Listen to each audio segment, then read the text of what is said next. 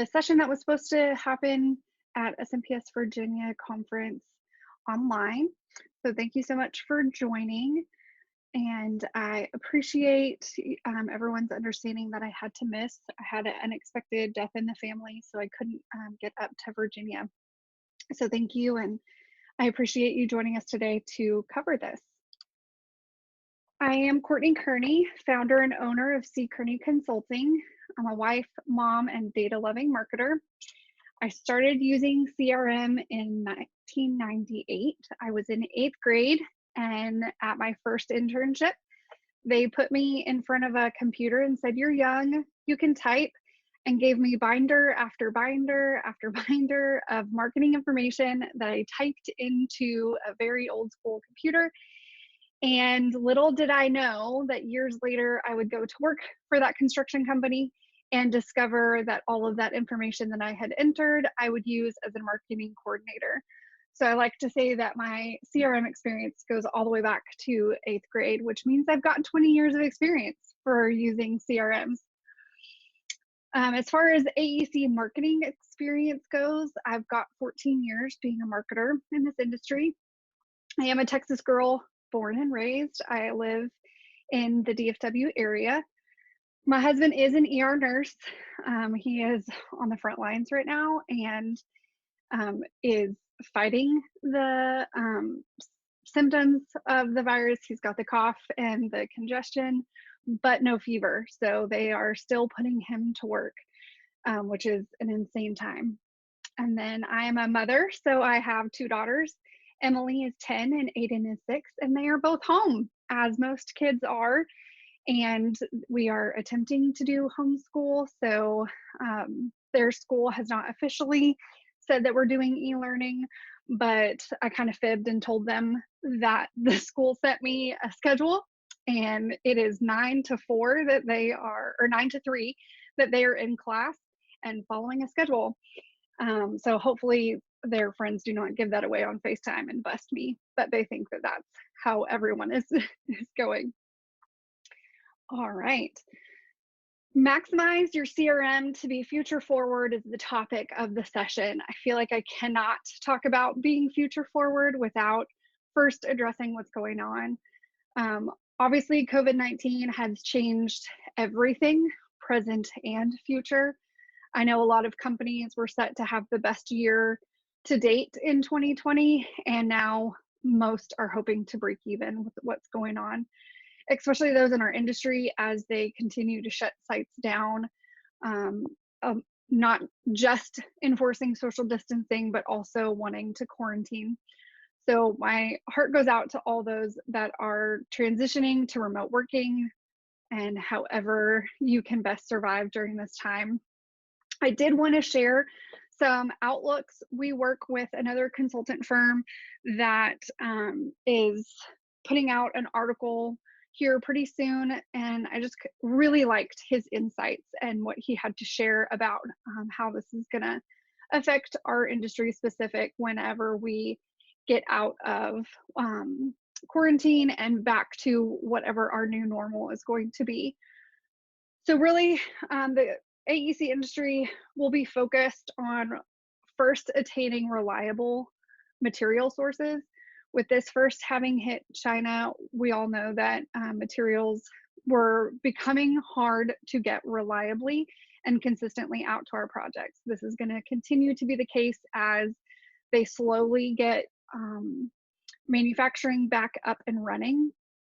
And then we have to have those that can receive it here on our end. So getting those materials sourced is going to be top priority once we get back. The influx of labor, there are statistics that are showing high layoff rates right now, but hopefully when we come back, it will look good because we all know that there was a labor shortage before this. So now there might be an influx of labor available to us coming out of this that other people from other industries or those that have before been in our industry might be coming back looking for work that they don't currently have. Continued growth and use of prefabrication. Prefab has been on the rise and definitely think that it will continue to be as we move into post quarantine times. An increase in site safety and awareness, obviously, given what's going on. Health concerns will be at the top of our mind. And then maybe those practices will be continued to have focus on our sites. Firms and our clients will look to harden infrastructure, specifically around security. I know firms have had a hard time being prepared for their work staff to go remote and how to keep things safe and secure. So there is signs that our clients will look to do the same as well. And then just cultural shifts and re-engineering how we work. I know AEC firms historically have not been open to the idea of working from home, but now we've all been forced to in a lot of ways. So I think that that will have some cultural shifts once we all get back. If you all want to share some of your insights or things that you've seen future for our industry, whether you've read them in ENR or have the predictions yourself, if you'd like to unmute and share those, we would love to hear them.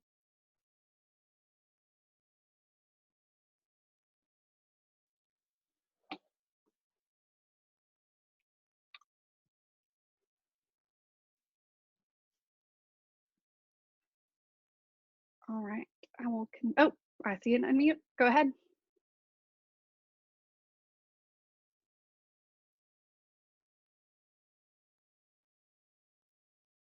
Maybe it was an accidental unmute.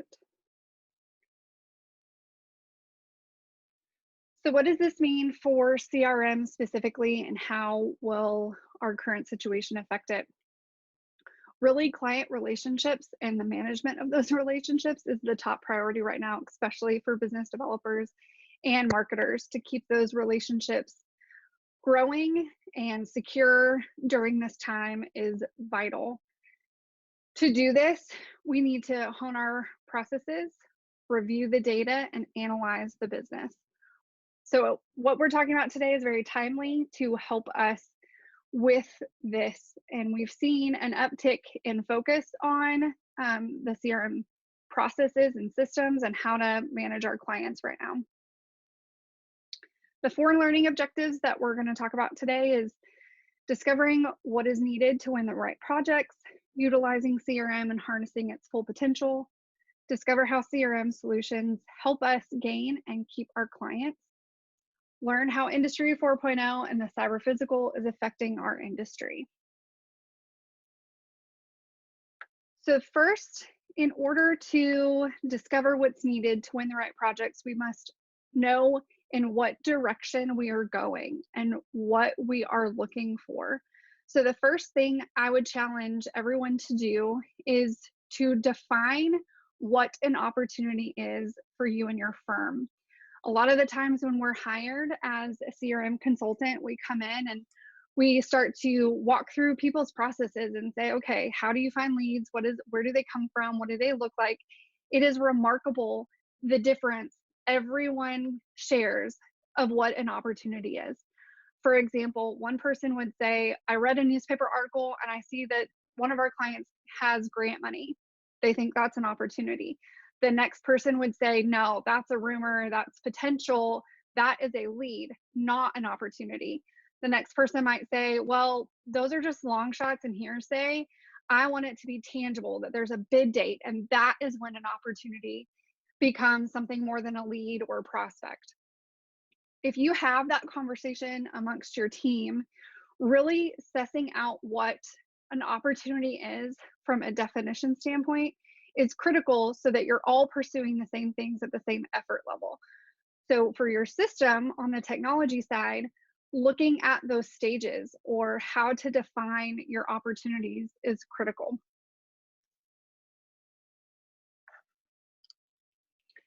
The next piece is to document your process. It's shocking to me how many times we go into a firm and there is absolutely no process put down on paper, that everybody just thinks that everybody is on the same page. And again, it turns out that they're not. If you document your process, not only are you thinking long-term for your company, because if there is turnover, you have this documented and that next person can just pick up. where the previous person left off. But there's also accountability. There's accountability to know if your process is documented, who is responsible for what piece of that process. So everyone is on the same page and knows that whoever finds out about the opportunity, once it matches the defined definition of an opportunity, then that person alone enters their opportunity into the system? Or is it your choice that there is one person who enters all the opportunities? Is it your process that people email a specific email account and have the opportunity information in there, and then someone else on the other end enters that information into the system? What is that process for you and your firm? If there is no process, it means that opportunities can fall through the cracks. I know that I have been guilty of this, and that is why we have a business developer on staff. She is fantastic and amazing at keeping me accountable, because I will hear about things or follow up with people, and then they just completely fall off my radar. But if I copy her on the initial email back, she puts it into the system, and then on our weekly calls, she'll remind me, hey, where are you at with this person? Oh my gosh, you're right, I need to email them. Or I'll say, actually, I know that this is going on. Put a reminder for me to reach out in 2 weeks. But if we didn't have that process, it would fall through the cracks, and that potential lead would not happen. There would be no forward momentum with that. It also helps protect your company, because you are thinking about the bigger picture and documenting for other people outside of not just you and your team, but how can other people help that process? So when you're looking at following an opportunity all the way through to the close of the project, all of a sudden you cross all departments. So operations comes into play, IT, accounting, all of those can then look at the process and say, actually, if you provide me the pursuit information at the time that the contract is signed, and if you just send that information over to accounting from your CRM, just send it to an email address or have a workflow, whatever that looks like for your integration, then we could stop some of this double entry. One perfect example that I experienced when I was at a firm, I had documented our process, and one of the IT people happened to be in the room when I was explaining it for a training. And they said, whoa, wait a minute. You have a workflow that lets people know when we win projects? And I said, well, yes. They said, can we get on that email? I said, well, sure, but why? Why do you need to know that? And he said, well, we get project managers upset with us when we do not have their job trailers set up. Well, how did we know, or how are we supposed to know that we're supposed to have trailers set up when we don't even know that the job exists? Sometimes we're the last ones to know. I said, oh, well, that's really insightful. Absolutely, you can know. So then when they were triggered, or they got that workflow, they then were triggered to go ask that project manager, what do you need on the job site? What can we provide for you? So that they could be proactive instead of reactive. That's a perfect example of how documentation can really help the company and everyone to stay on that same page, having clear expectations. Everyone knows their responsibilities, and that can ensure the success of not only your opportunities, but your projects as well. Some examples of the process: tracking it through start to finish, like I said, having a go, no go review. Some of our clients have us set them up a go, no go review within the opportunity or the CRM system. And then depending on that score can trigger other things. So one of our clients has a go, no go score is above 75. Then an email goes out to the top leadership that says, please review this and give it approval. Looking at the life cycle of the project, you can do this for marketing, capturing other pieces of the project, whether it's approving scope. Sometimes that changes along the course of the project, and you want to make sure that you are selling that in other proposals in a good manner. So not stopping at the win. Sometimes when we think CRM, we think just opportunities. But like I said, it goes far beyond that, and looking at entering the project, but then after that project as well. So looking at a completion list. So, hey, this project is finished. Is all of this information correct? Well, from a business development perspective, we also need to check in on those relationships. So that is how we win the next project. We don't want to go 2 years without talking to that client until they have the next project ready to be chased. Instead, we want to continue to touch base with them and have check-ins. So a CRM system can have reminders for you to follow up with them on a quarterly basis so that you can keep those relationships at the forefront. You don't want to go silent, of course. You want to have relevant information and continue to build that relationship.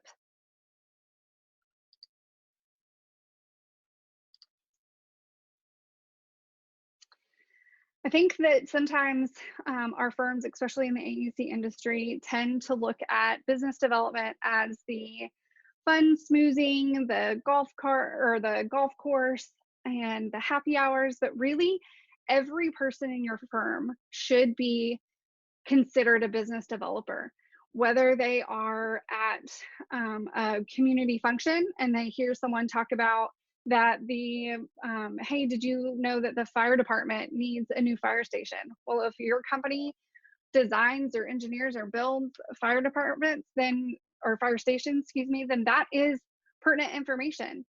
So if everybody is trained and held accountable and responsible for their business development, having that idea of this is not just one person's job in the company, but it's everyone, it's a team sport environment, that is very beneficial to winning the right projects and having all ears open at the same time.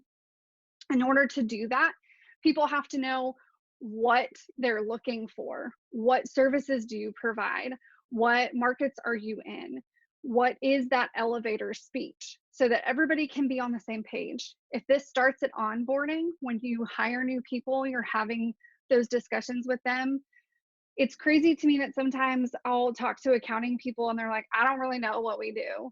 Or HR people, or some of the PEs that are on a specific project like healthcare or out at a hospital, and they're like, what we do schools? I didn't know that.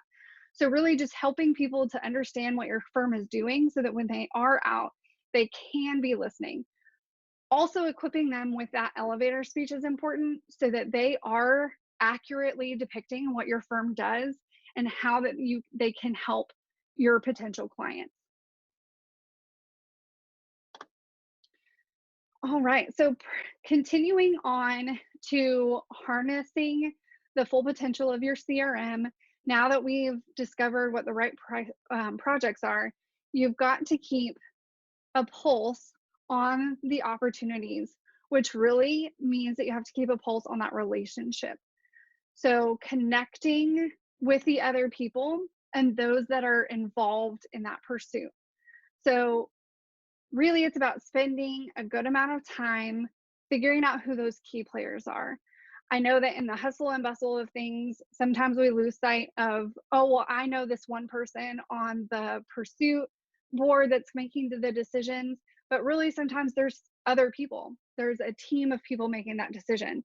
How deep do we go on that team? Who else at the firm knows that team? Sometimes people call this the ladder effect or the zipper effect, where people on all levels of the firm are partnered with the client side of their equivalent. So looking at the lowest level, whether it's accounting to accounting, whether it's entry level like a PE, or whoever's on the facility side or superintendent in the facilities, and then the directors that's making the decision, or the CFO, knowing your CFO, all of that needs to look aligned so that you do know where the relationship really is. Now that we've got some downtime on our hands, it would be fantastic to spend this time looking at the top 10 or the top 20 of your clients and making sure that you have a broad look at your clients and that you just don't hold one person at that firm, because if that person leaves that client, then so goes the relationship. So really taking the time to know yes, we know 3 people or whatever that minimum is for you and your firm. Consistent tracking and updating and also follow up is important to that pulse. I know we talked about a CRM being used for those reminders and those triggers. Whatever your process is, if you're using that in Outlook, or maybe you don't have a CRM and you just have an Excel file, whatever your process, make sure that you have those follow ups because they're critical to maintaining that relationship. The number of no's to get a yes. My business developer will go crazy at this because I quote her all the time in this presentation, and it's 5 to 8 no's to get a yes. Well, taking this a step further, do you know your own numbers? Do you know your own conversion rate? Are you tracking how many times you touch a potential client before they turn into a client or before you get a bid or shortlisted or interviewed? Those numbers are important so that you can track your own success rate and know if you need to be changing things. So for us, we have our process documented from when we very first get a lead, whether it's a business card or someone signs up for our emails, if someone attends a webinar or a conference session, that person is entered into our system and that triggers our process for business development. We have a process to follow up with people via phone and email, and that goes back and forth. For us, once someone has entered that cycle, our conversion rate to a discovery call where we book some time talking to people about what are your CRM needs, what can we help you with, the conversion rate for us is between 4 to 5 touches. That varies depending on the week, but we look at that on a regular basis so that we know if that number jumps to 7, something's changed, something's gone wrong. We need to look at our process. Now, if that jumps up to 2 or 3, we want to know why. What are we doing that's different or more successful? And also having those conversations once we do book a client. Hey, what did you think of the business development process that you went through? How can we better correct it? That has led to wonderful conversations with our clients to help them hone in on their own business development process. Obviously, consistent follow-up lowers the numbers of no's to get to a yes, and monitoring the clear process helps with consistency so that you know what number of touches you're on, what part of the process you're on, how many touches do you have left to follow up with that individual. I'm going to go back real quick. This is usually where I ask when I'm in person for people to raise their hand and say that they are tracking their numbers. Is anybody on the call tracking your numbers and would like to share that process with us? If you would unmute yourself and share, that would be fantastic.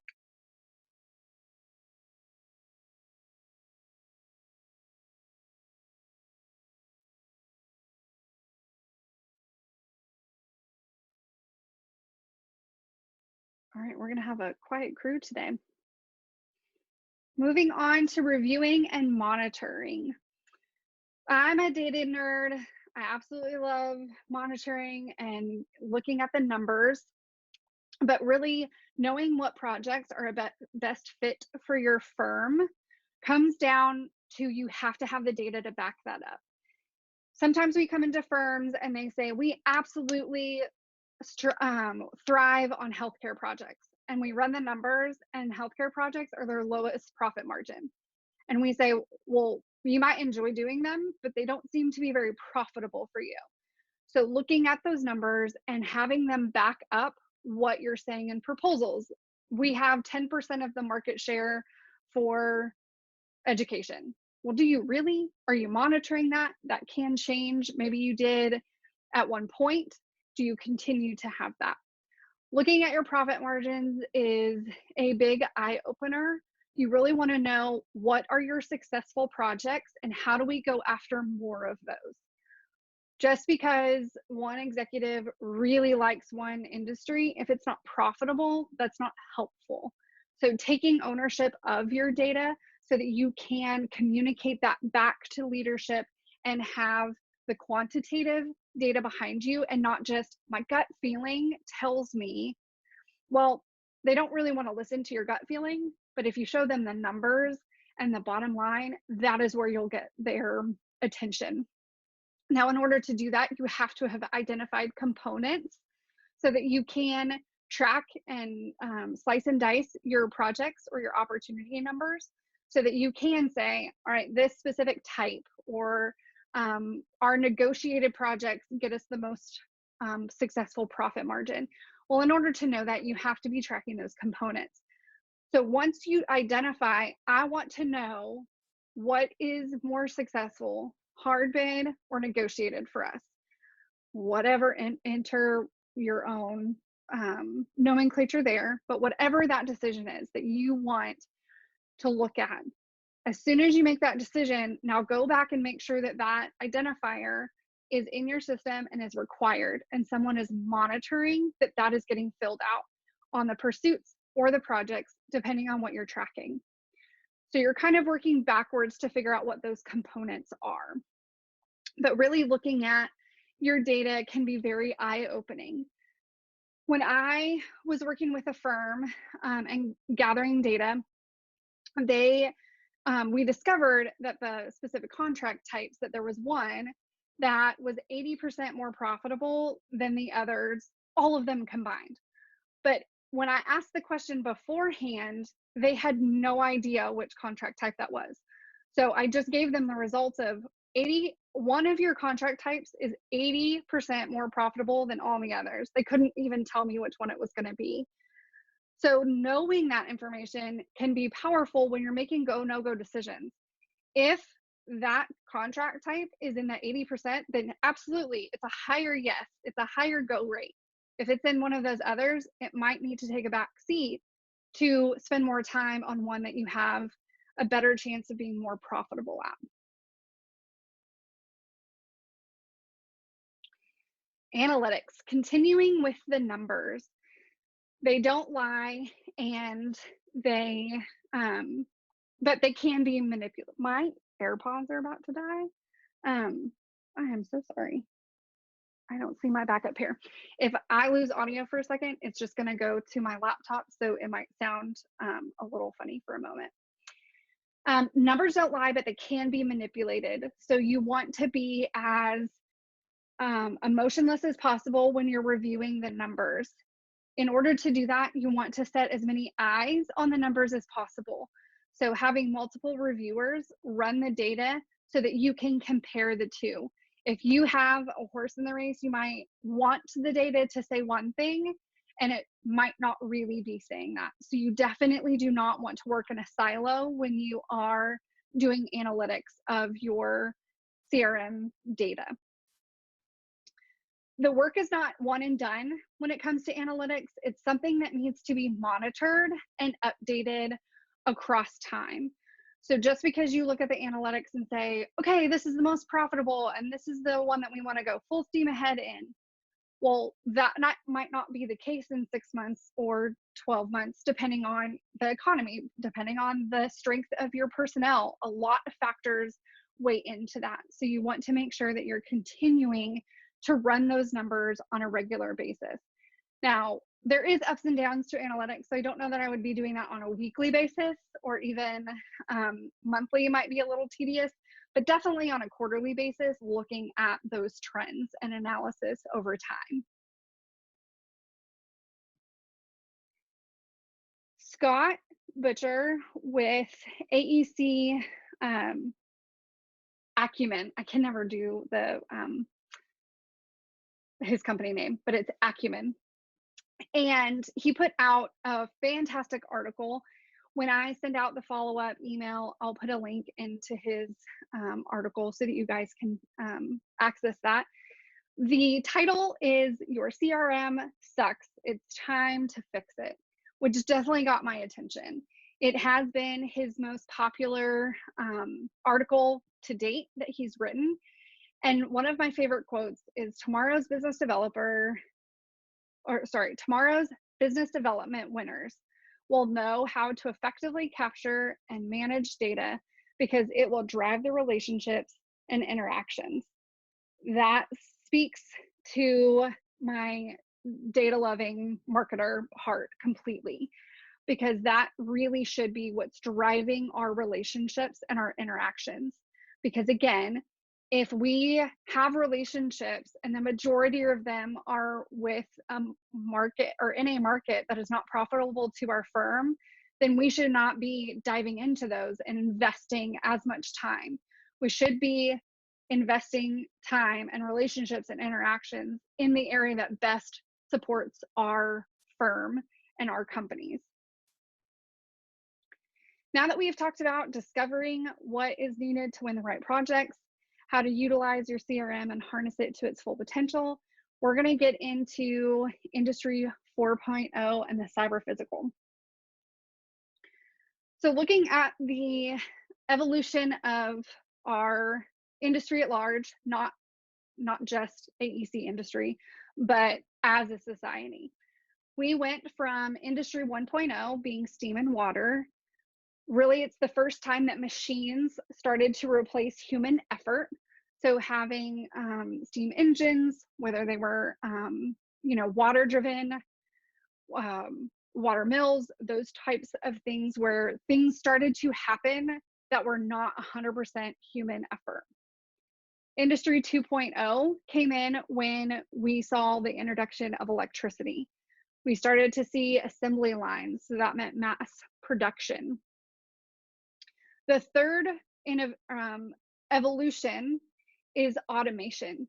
That is when we saw the internet, computers, more electronics come into the workforce and really start to up the automation game, whether it was automating some of those assembly lines, automating that mass production. Industry 4.0, we are right in the middle of. Some people say that it's still in the future. It has arrived for sure.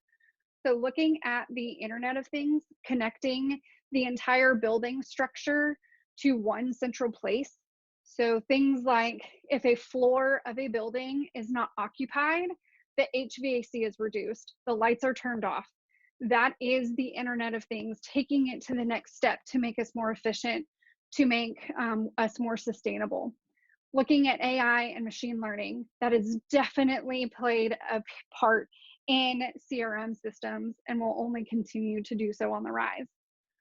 So really, Industry 4.0 is about the cyber, meaning the physical. So cyber taking place of physical production. I don't know if you've seen some of the infographics about Industry 4.0, where you can see a construction site and all of the cyber physical. So a truck that has material being delivered has a tracker on it and triggers a point to the superintendent that says your delivery is 2 miles away.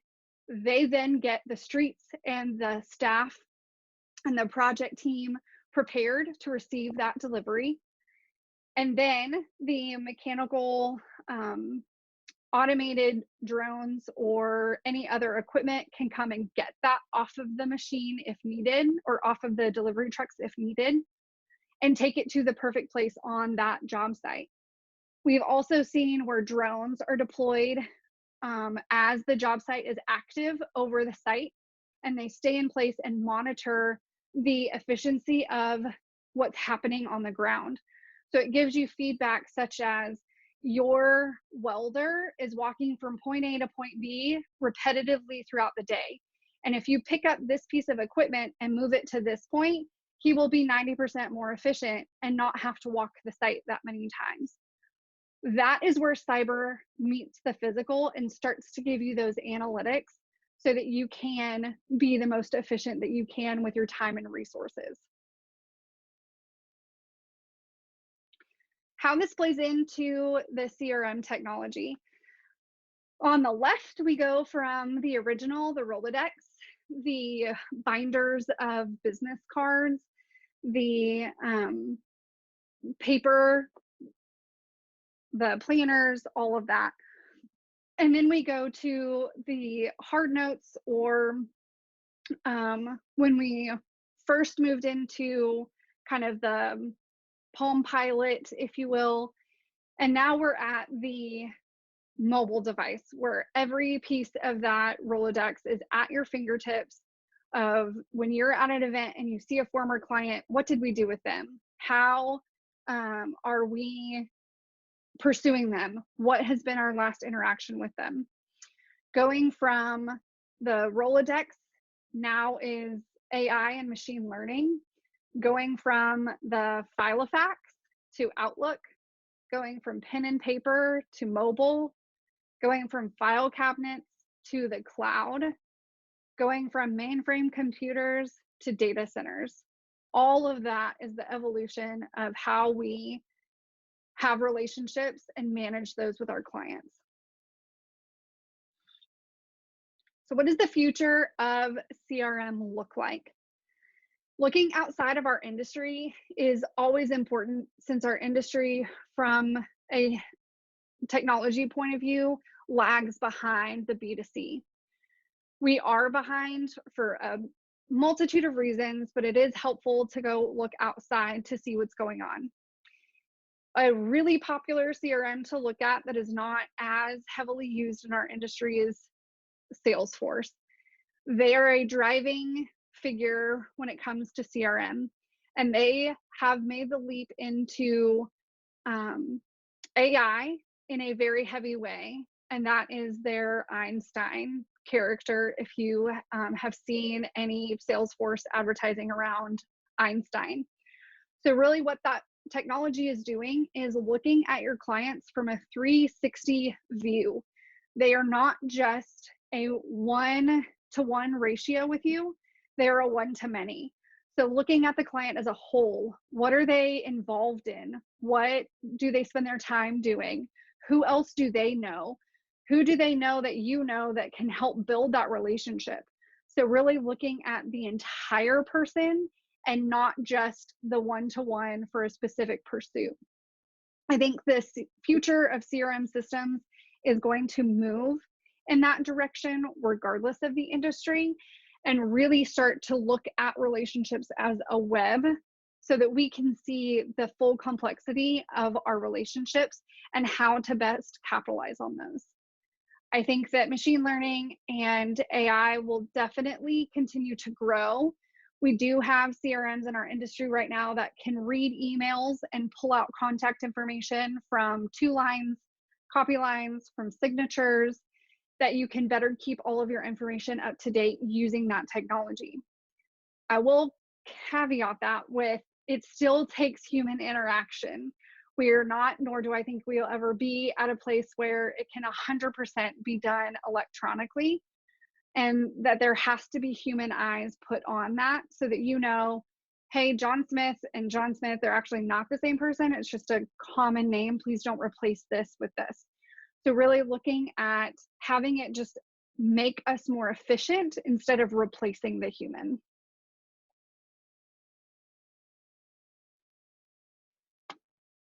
CRM is the foundation to our client management.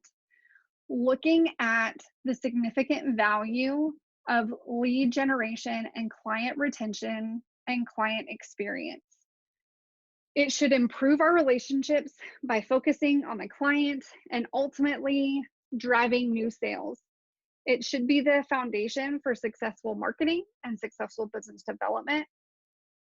But what happens if you fail to build that proper foundation? I'm going to quote Scott again and say, if you are okay with your business development program collapsing, then feel free to continue to neglect your CRM. Perhaps now is the perfect time to begin giving it the attention it deserves. These are the learning objectives and the things that we went over today in our webinar. And that is the end of my content. At this point, I typically turn it over to Q&A from the audience. Along the way, I typically have some interaction with the questions that I pose to the audience. And at this time, if anybody wants to share or ask more details, then you can definitely do so. I'll unmute at this point. who has questions or any feedback or anything they want to share about client relationship management. So I have a question. This is Heidi. I'm out of Roanoke. I'm the only marketing person in our office and business development person. And we have 19 of us total, so that includes me as well. And right now we do not have a CRM. We do not have a process. We have a go, no go, but how do our office is kind of, so because we're so small, we don't typically pay for extra things like this. So what's the best way to keep track of all of this information on an Excel document? Because I have a feeling that's where I'm kind of stuck at for the time being. Yeah, absolutely. I think that's a great question. Thank you for posing it. I'm going to go ahead and mute everybody so we don't get feedback, but thank you, Heidi, for asking that question.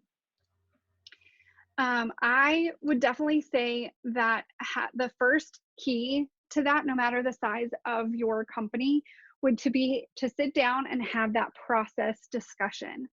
So having either just a 1 hour lunch and learn or a virtual meeting at this point, and just saying, okay, how does everybody get their leads? When you get a lead, what do you do? If that then becomes, that should then become, where do we put that information?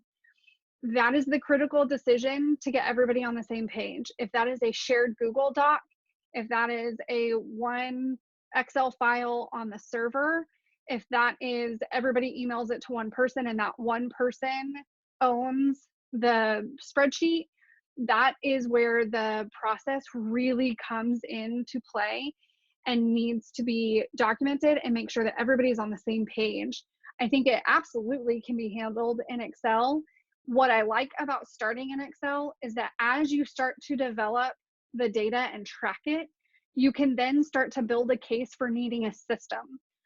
So if you take the next year to track that information in Excel, in a year from now, you can say, hey, look, I can show you that our success rate chasing this market was this.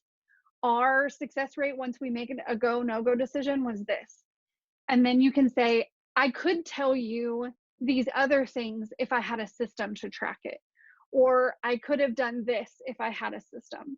So that way you are making your case as you're successfully collecting data. I've unmuted you, Heidi. Does that help? Yeah, it makes sense. I guess that it would be a follow-up question in, like, where do I even start doing that? I mean, I know like where, but there's so many different, I feel like there's so many different avenues to try to figure out, what to keep track of. Absolutely. And I think that you start small, 100% start small. So whenever your next team meeting is, or whenever you're able to schedule that specific call for this purpose, just having project or opportunity name, the client, the specific dates of when you're pursuing things, when projects start, who's involved in it, dollars. That alone can be the structure and the start. You do not have to have 50 columns in order to make this successful. Just having that bare minimum can get you into the habit of tracking that. So then the next team call, you'll say, okay, who has updates to this information? I know that the X proposal was due here. Did anybody follow up on who won that? Then you can start to hold people accountable and build the process. Now, what will likely happen is, oh, can you add a column because we want to track X? And then you can start to build. I would not try to think through all of those values ahead of time. I would let those start to form organically. Mm-hmm. But really just starting with the bare minimum: name, client, dates, and dollars. Okay, thank you. Yeah, absolutely. I see we've got a chat.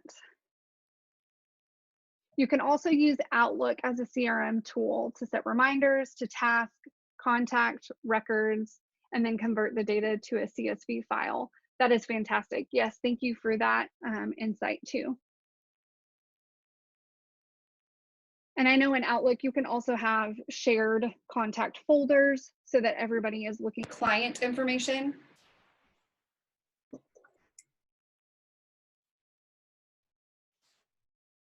All right, I'm gonna unmute again and let someone else ask a question if you have one.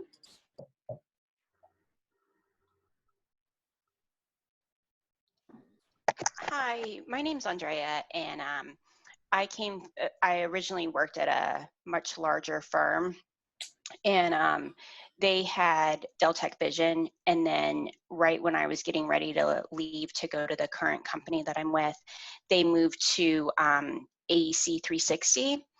And now I'm in a very similar position as Heidi is in, where we're managing our CRM through Excel spreadsheets, where marketing and business development was more of an organic thing that happened through teaching, through programs that we offered, and a lot of our clients have come from word of mouth, as well as long-standing relationships with existing clients that we've had for years.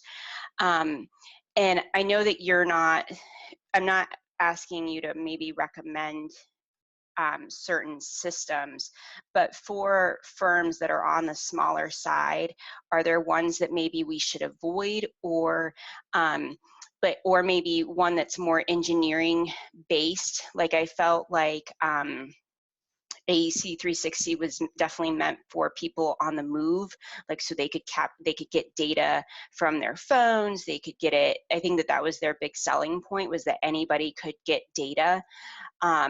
But for us, it's a small group of people that would need it, and it's getting difficult to track all of those extra columns that you mentioned that I think really happen for us. Like, now we're getting into how many lead projects do we have, how many projects are lead platinum, and putting that all in a spreadsheet can get really difficult, column after column after column.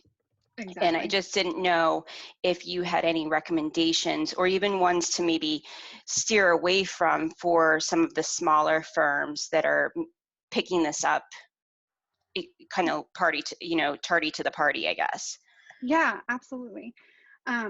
Good question, Andrea. I'm going to go ahead and mute so we don't get any feedback from anyone else. The only one that I would absolutely say to steer away from for small firms would be Salesforce, because it is so product driven that it takes a significant amount of resources to customize it for our industry. The others, the two heavy hitters obviously for our industry are Deltek and CoCentral. And I think that they both have their pros and cons. I don't know that I would say to steer away from one or the other, but I definitely think that they are far more than just a CRM. Obviously, Deltek has the entire accounting piece and far more than just the CRM. CoCentral is more of a marketing database. They are switching to the language of GRM, a growth relationship management tool, so that you can track your project data along with the opportunities and contacts. That would be awesome. I feel like that's what we would need more than anything else, is that project data as well. My headset died and it switched back to my laptop. So can you repeat that last part? Just that you had mentioned that the CoCentral has more of the project data piece, and I feel like that's what we would need more of, because a lot of our stuff is quantity, like how many projects over 1 million square feet, right. That type of thing. And I remember working with Deltek, and it's funny that when you don't have a CRM, all you want is Deltek. But when you have Deltek, you're like, this is the worst piece of software ever created. It is funny how the grass is greener. Yeah. Yes. I do think that those two are really good at having the project, at least the structure or the place to put the project data. when you start to look outside of those two, you have to start to pick and choose. For smaller firms, sometimes I do recommend looking at Insightly. That is more of a proposal tool. So it's plug and play, drag and drop kind of system. It's very intuitive. However, it falls short when you start to really look at the nuances of our projects. The other one is HubSpot. If you are a very digital marketing focused firm, Zoho is another one. But again, if you're thinking about the project piece of it, both Zoho and HubSpot start to have difficulties because they just aren't customized or driven towards our industry. For that project piece, it usually does come down to a Deltek or a CoCentral.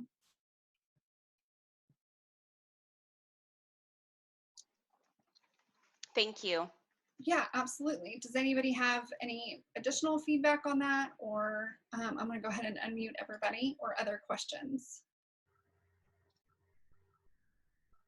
And it looks like some of you have muted yourself. So if you, I can't unmute you. So if you do want to ask a question, you'll have to click unmute if you've muted yourself.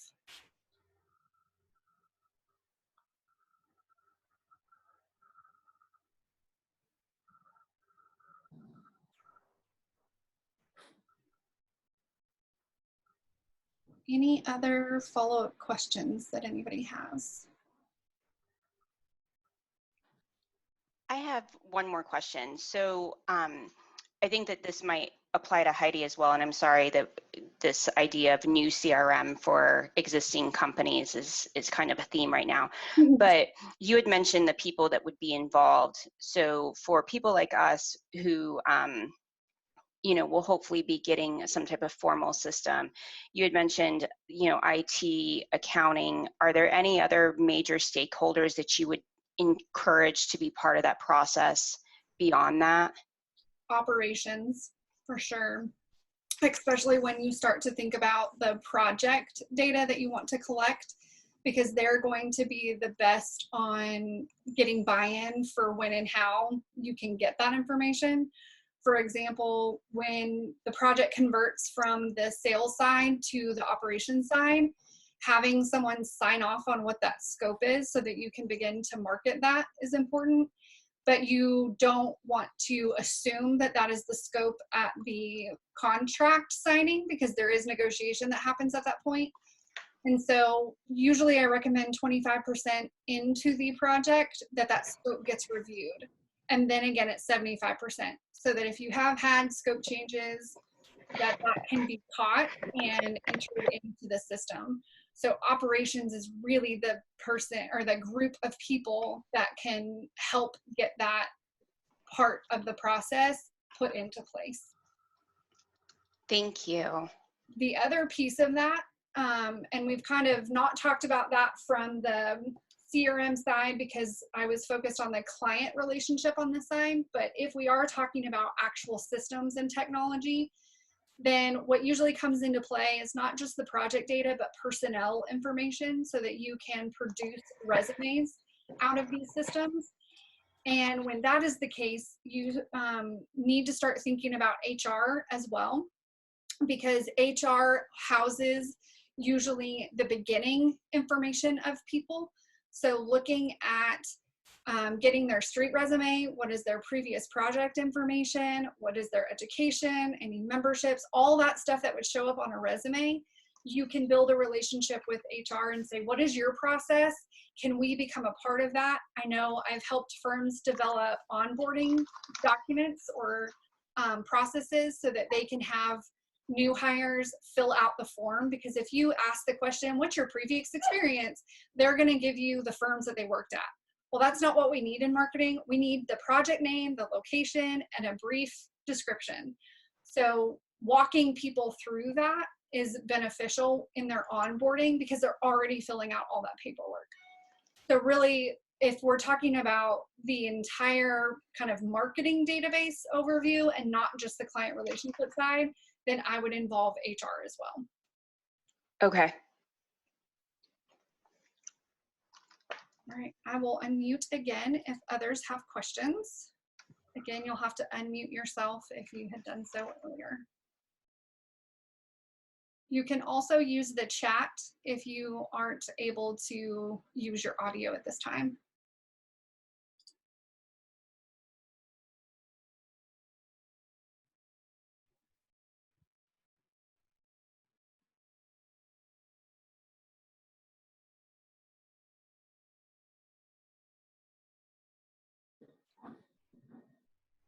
All right, well, thank you so much for your participation and calling in today.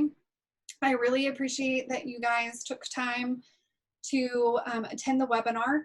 We will send a follow-up email with the slides, and also you'll have my information in there if you want to reach out to us. We're happy to help you in any way that we can, whether it's a follow-up call or any questions that you have. I want to let you know that we have a monthly user group call that discusses similar topics that we've covered today, but from users' perspectives. We facilitate the call, but it is system agnostic. So it's anybody that has anything from Oracle to Crescential to Salesforce that calls in, and they just talk about their CRM systems or just maintaining clients. That is the second Thursday of every month, and the call-in information is on our website, and feel free to sign up. We also have a marketing call on the first Wednesday of the month where we talk about or we facilitate a user group conversation around just marketing in our industry. Both of those, we have guest speakers that share content for the first 20 to 25 minutes, and then we open it up for Q&A and discussion. So it is really fun to be able to see some of our industry experts in more of an intimate setting to where you can ask questions and they're not just presenting from a stage or on a one-way webinar, that you can interact with them. So definitely go out and check out who's going to be presenting and register for those calls. Does anybody have any other questions?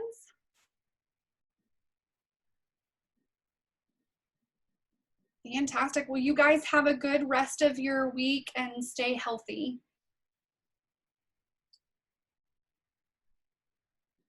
Thank you.